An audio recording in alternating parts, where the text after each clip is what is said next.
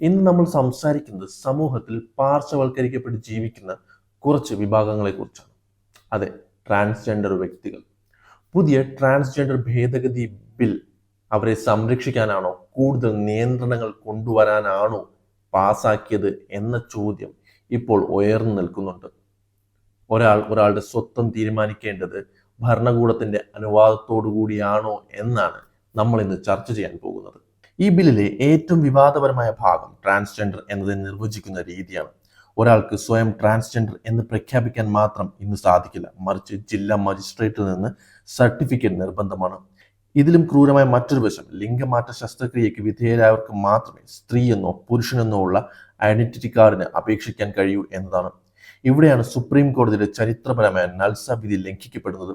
ഒരാളുടെ ലിംഗസ്വത്വം എന്നത് അയാളുടെ മാനസികമായ ബോധ്യമാണെന്നും അത് ശസ്ത്രക്രിയയുമായി ബന്ധിപ്പിക്കേണ്ടതില്ലെന്നും കോടതി പറഞ്ഞിട്ടുള്ളതാണ്. എന്നാൽ പുതിയ ബിൽ ട്രാൻസ് വ്യക്തികളുടെ സ്വയം നിർണയാവകാശത്തിനു മേൽ കത്തിവെക്കുകയാണ് ചെയ്യുന്നത്. മറ്റൊരു വിഷയം ട്രാൻസ് വ്യക്തികൾക്കെതിരെ നടക്കുന്ന ലൈംഗിക അതിക്രമങ്ങളാണ്. ഒരു വർഷം പലതരത്തിലുള്ള ലൈംഗിക അതിക്രമങ്ങൾ ട്രാൻസ് വ്യക്തികൾക്കെതിരെ വരാറുണ്ട്. എന്നാൽ ഈ ബില്ലിൽ അതിന് കൊടുത്തിരിക്കുന്ന ശിക്ഷ എത്രയാണെന്ന് അറിയാമോ? 2 വർഷം. അതെ, വെറും 2 വർഷം. ഒരു സിസ് ജെൻഡർ യുവതിക്ക് നേരെ ഇത്തരത്തിലുള്ള ആക്രമണം ഉണ്ടായാൽ അതിന് കഠിനമായ ശിക്ഷയാണ് ലഭിക്കുന്നത്. പക്ഷെ എന്തുകൊണ്ടാണ് ട്രാൻസ്ജെൻഡർ വ്യക്തികളോട് ഈ വിവേചനം ഈ ബില്ലിൽ കാണിക്കുന്നത്? എന്തുകൊണ്ടാണ് ട്രാൻസ് ശരീരങ്ങൾക്കെതിരെയുള്ള അതിക്രമങ്ങളെ നിയമം ഇത്ര ലാഘവത്തോടെ കാണുന്നത്? ഇത് ഭരണഘടനാപരമായ തുല്യനീതിയുടെ ലംഘനമല്ലേ?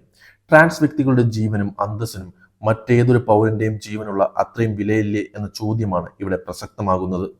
വിദ്യാഭ്യാസ സ്ഥാപനങ്ങളിലും തൊഴിലിടങ്ങളിലും ഇവർ നേരിടുന്ന വിവേചനം തടയാൻ ബില്ലിൽ പരാമർശങ്ങളുണ്ടെങ്കിലും കൃത്യമായി നടപ്പിലാക്കാനുള്ള രീതികൾ അവ്യക്തമാണ്.